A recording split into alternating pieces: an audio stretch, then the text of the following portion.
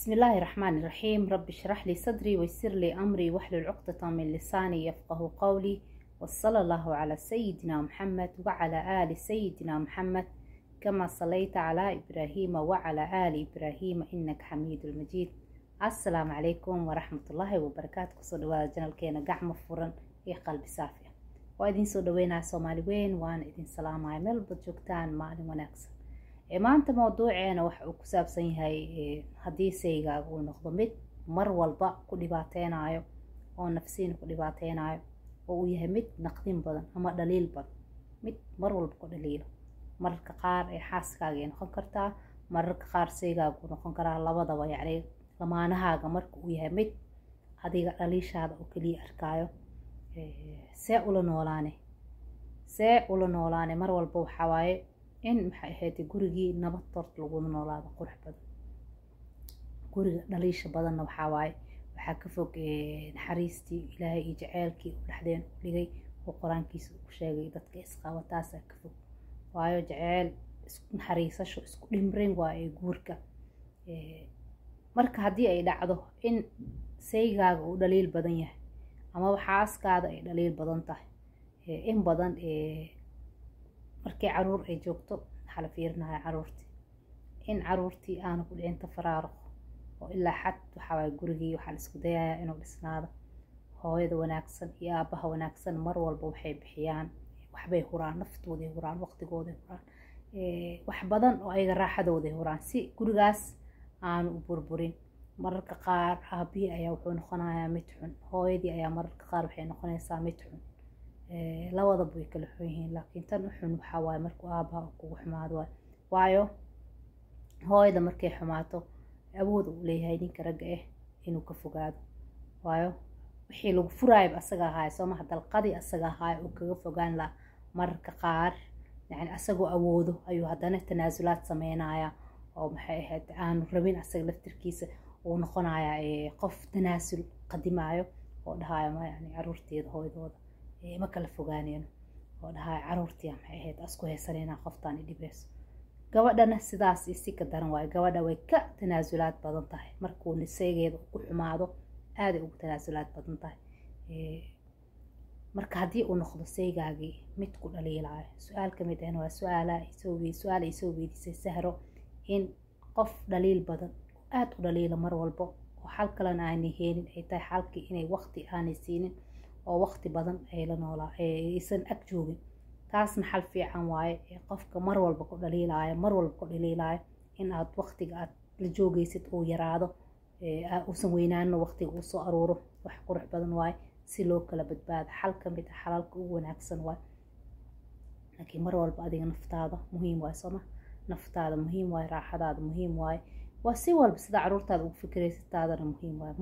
mar walba adduunkan waxaa wax yar oo kooban waaye. marka haddii ay dhacdo in saygaagii uu noqdo mid naqdin badan oo dhaliil badan, ugu horeyn qof walba videogan uu saameynayaa, kaliya Zahra ma ahan, qof walba oo haysto nin dhibaateynayo oo naqdin badan oo dhaliil badan, ama xaas gabar naqdin badan oo dhaliil badan oo maanta dhan farta ku fiiqeysa oo haysta, labadaba waxaa saameynaya. qof walba oo haysta dadka noocaas oo la nool wuu saameynaya oo weliba rabo inuu nabad kula noolaado. soo nabadda waxaa waaye muhiim waaye, guriga haddaanu nabad jirin nolol. marka haddii ay imaato lamaanahaaga, saygaaga ama xaaskaaga, haddii ay imaato inuu yahay mid dhaliil badan oo naqdin badan oo ku dhaliilaayo oo ku naqdinayo, horta ugu horeyso waa inaad ogaatid maxay tahay sababta dhaliisha, in aad u fiirsatid dhaliisha uu sheegayo qofkan run miyaa mise been waay, wax asaga uu wato miyaa. mararka qaar lamaanahaaga ilaahay ma nagu soo salido wuxuu noqonayaa qof iska kaa dhaliilaya sabab la-aan. way badan tahay adoon wax dhaliil ah lahayn, macnaheeda maha mar walba inaad adiga dhaliisha leedahay, laakiin waa hubinaysaa. waxaa waa hubsiimo hal ayaa la siistaa soo ma, waa hubinaysaa qofkan waxa uu sheegayo run miyaa mase asaga mala awaalkiisa ayuu ka hela mase aragtidiisa waa weydiinaysaa. waxa aad igu dhaliilaysid maxay yihiin aad leedahay, mar walba ma ka gaabsanaysid, mana ka aamusaysid.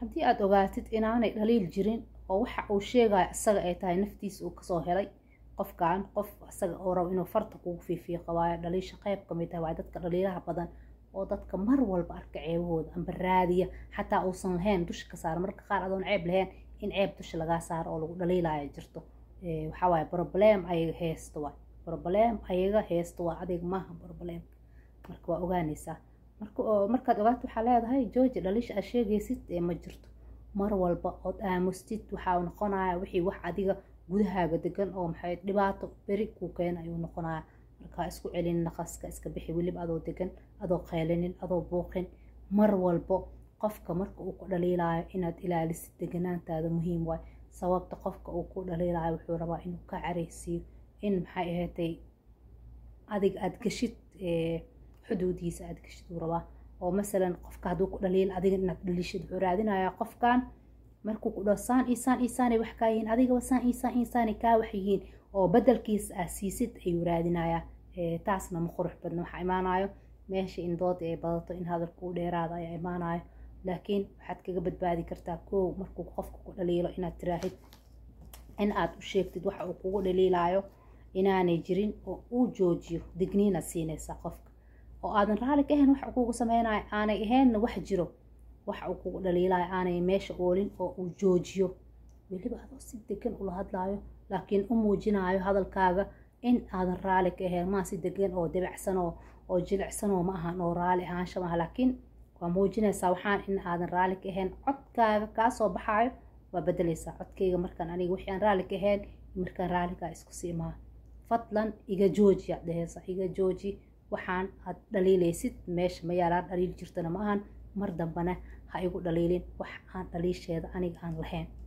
okay koowaad waay tan labaad xuduud fiican inaad samaysto oo ah inaadan u ogolaanin qofna inuu qiimahaaga hoos u dhigo mar walba oo qofka kugu xadgudbo oo aad ogolaatid qofkii wuxuu noqonayaa wax caadeysi u caadeysto qofka nooc u doono ha ahaado kaalintuu doono noloshaada ha kaga jiro qofna xaq uma laha inuu xuduud maxayd qiimahaaga uu hoos u dhigo mar walba uu hoos u dhigo oo aad ogolaatid marka kale inta aada u sii hooseysiinaya waa u sheegaysaa waxaad leedahay waxaan iga daa waa u sheegaysaa adoo degan adoo caroonin adoo buuqin weliba waxaad raadinaysaa mar keligiin aad tihiin oo caruurta aysan idin dhex joogin waxaad ilaalinaysid waxaa waaye soo caruurtaada waa sooma marka adoo ilaalinaya caruurtaada in caruurta lagu horbuuqana ma qurux badna mar walba oo aad u sheegaysid waa mar aanay caruurtii idin dhex joogin naftaadan inaad aamintid oo markuu khilaaf uu yimaado aadan aamusin markii isku dhac uu yimaado oo aadan aamusin oo aad cadeysid aragtidaada iyo ra'yigaaga inaad cadeysid waad tiraahid aniga waxa aad qabtid inaad cadeyso horta inaad xor tahay ay muujinaysaa sooma si walba aad dhibsatid qofkan waa ogahay mararka qaar dadka dhaliisha badan oo dadka farta ku fiiqaayo dooday badinayaan way laakiin adi ma qaylinaysa adi ma qofka sidiisoo kaleenta ma noqonaysa ama sideeda oo kale amba sidiisa oo kaleenta labadaba haddii lab iyo dhidig waxay doonaan ha noqdaan laakiin adoo degan ayaa cadaynaysaa aragtida aad qabtid waayo insaan xor ah ayaa tahay oo ilaahay subxaana watacaala uu ku siiyey xoriyad ruuxaaga mar walba xor waa xasuuso marka cadee aragtida aad qabtid naftaadan aamin waayo naqdinta badan qofka waxay keenaysaa in naftiisa kalsooni daro ay ku dhacdo mar walba oo lagu naqdiyo mar walba weliba lamaanahaaga naqdinta kaaga imaanayo aad ogolaatid mararka qaar waxaa imaanaya nafti inay sadaqdo ama ay rumaysato oo ay tiraahdo alele waxa ay kaa sheegayaan ninkan waxa uu kaa sheegaya waa run gabadhan waxa ay kaa sheegaysa waa run oo adiga noocaas ata inaad istiraahid oo naftaadii ay shaki ay kaa geliyaan ayaa imaanaysa marka ha u ogolaanin soo mar walba oo lagu naqdiyo adiga adoo degan wixii inaad istifaacid xaq xuquuqdaada ka mid ah waa maaha wax qalad imaa inaad istifaacdid wax qalad maaha oo aad cadeysid waxa qofkan uu kugu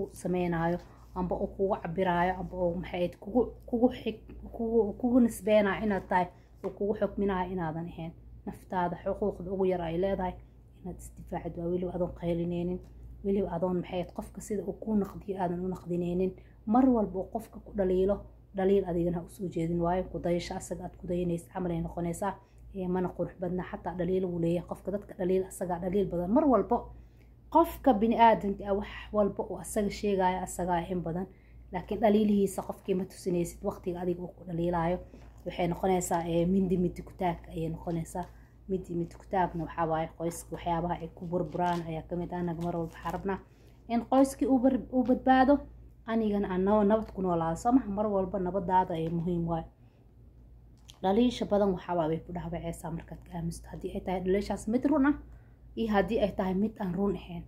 xataa dhaliisha beenta ee waxyaabaha nafta kalsoonida ka dila ay kamid tahay. mar walba haddii farta lagugu fiiqaayo nafsiin aaday ku dhaawaceysaa. marka ha ogolaanin.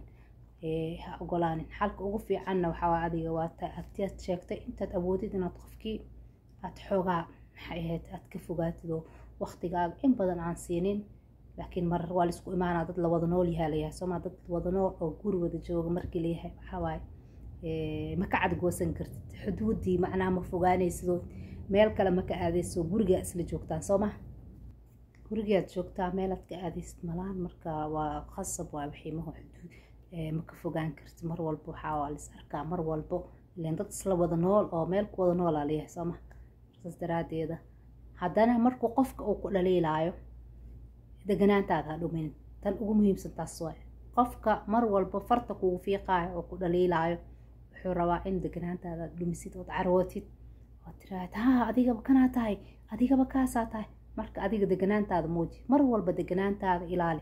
mar walba ilaali inaad naftaadii qabatid isku day oo aadan caroonin isku day adoo deganna u sheegaayo in aadan lahayn dhaliishaaseed inaad u sheegtid. mar walba khaladaadka dhac wax kamid haddii qofka una dhaliila anagan inaan dhaliilno qaasatan lamaanahaaga haddii seegaaga u yahay haddii xaaskaaga ay tahay markay kugu dhahaan waxaanaa tahay adiga buxaanaa tahay maya weligaa sameyne ol waxawaa midi ku taag waa weligaa sameyne. markuu ku dhaliilaayo qofka ilaan dhaliisha madeynayo sooma qofkan qof waxawaaye noocaasayt waa madeynayo maxay ahaatee markuu ku dhaliilaayo adiga deganaantaada ilaali ha dhumin deganaantaada ha isku dayin marnaba qofka kaleente in hadafkiisa uu gaaro inaad carootid inaad ka baxdid adiga xuduudaadii oo wax aad sameysid wax oo adiga shakhsiyadaada aadan ahayn wax adiga aan ku mataleynin inaad sameysid oo wax xun inuu ku jiido sidoo asiga ku dhaliilaayo inaad u dhaliishid. waan rajeynaa inaan kaa kaafiyey. qof walba oo haysto qof dhaliilaayo oo mar walba dhaliil badan amba nin ha ahaado amba naag ha ahaado xaaskaaga ha noqoto amba seygaaga ha noqdo mar walba waxaa waaye dulqaadka iyo samirka in la badiyo. horta samirka muhiim waa sooma aasaaska guri walba oo dhisan. samirka waa in la sabro oo maxay ahayd laysku sabro oo qofkii maxay ahayd aad u muujisa sabar ilaa xad intaad awoodid. qof walban waxaa waaye nolosha wuxuu sameynaa ilaa inta uu awoodo. marka sabarka in la muujiyo iyo dulqaadka in la muujiyo mar walba oo caruurtaada aad ka fikirtid mar walba aad caruurtaada danahooda aad u sameysid mar walba oo tanaasulaad aad sameysid ayaa imaanaysa. adoo sameynayo haddana waad ilaashan kartaa xuduudaada. adoo tanaasulaadii sameynayo haddana waxaa waaye mar walba kama maqna meesha inaad is ilaalisto karaamadaadii qofka aadan ogolaanin inuu kugu soo xadgudbo karaamadaadii uusan kaa qaadan. waanad ku mahadsan tahay daawashadaada iyo waqtigaaga qaaliga aad siisay. فيديو حيق انت انكل مدون وحايدين كي تقايا. والسلام عليكم ورحمة الله وبركاته. جاو.